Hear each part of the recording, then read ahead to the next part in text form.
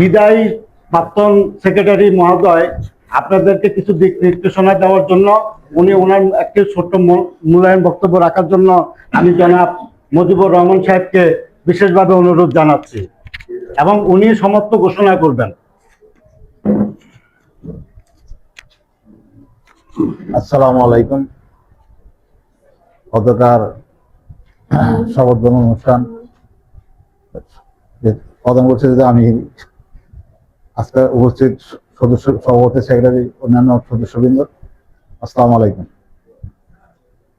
আমরা চট্টগ্রাম বিভাগ থেকে আমি দীর্ঘ অনেকদিন সেক্রেটারি ছিলাম, সভাপতি সাহেব ছিল, সভাপতি ডিএড করছে। আমি মনি, মহিউদ্দিন, এরা আদার যারা আছে তারা এতদিন সংগঠনের দরকার ছিলাম। দেখ এখন যেহেতু আমাদের বয়স হয়ে গেছে, আমরা চাচ্ছি আমাদের তরুণদের মাঝে মানে নবীন তরুণদের ভিতরেই একটা সংগঠন হোক, তারা সামনের দিকে এগিয়ে নিয়ে যাবে। আগামী গত 31 তারিখে সাধারণত নির্বাচন হয়। নির্বাচনে জামাল বিপুল ভোটে পাস করেছেন এবং মিজান প্রতিদ্বন্দ্বিতা ছাড়াই পাস করছে। আরেকটা ভোট হয়েছিল 6,000 সে বিপুল ভোট আরো বেশি পাস করেছে, মানে 27 ভোট আর 3 ভোট মাহবুব পাস করছে। তাদেরকে সবাইকে আমি অভিনন্দন। আমি চাইবো আমরা তো আছি, সিনিয়র যারা আছি আমাদেরকে সাথে নিয়ে যারা নতুন হয়েছেন তারা আগামী দিনগুলোতে আমাদের চট্টগ্রাম বিভাগে এগিয়ে নিয়ে যাবেন। সুখে দুঃখে সবাইকে নিয়ে একসাথে থাকার চেষ্টা করবেন।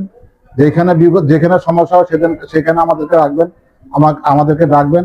আশা করি আমরা সবাই মিলে এটা সমস্যার সমাধান করার চেষ্টা করব এবং আমরা ঐক্যবদ্ধ থাকবো। ঐক্যবদ্ধ মানে একতার কোনো বিকল্প নাই, একতা সুখের মূল।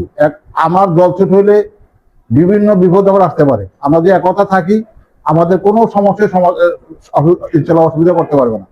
আমরা চাই সবাই ঐক্যবদ্ধ থাকবেন এবং আগামী যারা নতুন যারা আসবে তাদেরকে নিয়েও তাদেরকে সহ বিভিন্ন কাজকর্ম দিক নির্দেশনা দিবেন। প্রয়োজনে আমাদেরকেও ডাকবেন যদি কোনো সমস্যা যে এই সমস্যা এখানে এই হইতেছে, আমরা আছেন, আমরা অভিযোগ চেষ্টা করবো তোমার সাথে সহযোগিতা করার জন্য। আজ যদি সময় সংকীর্ণ এই বলে আমার সংযুক্ত বক্তব্য শেষ করছি। আজ অনুষ্ঠান সমাপ্ত ঘোষণা করছি। আসসালামু আলাইকুম।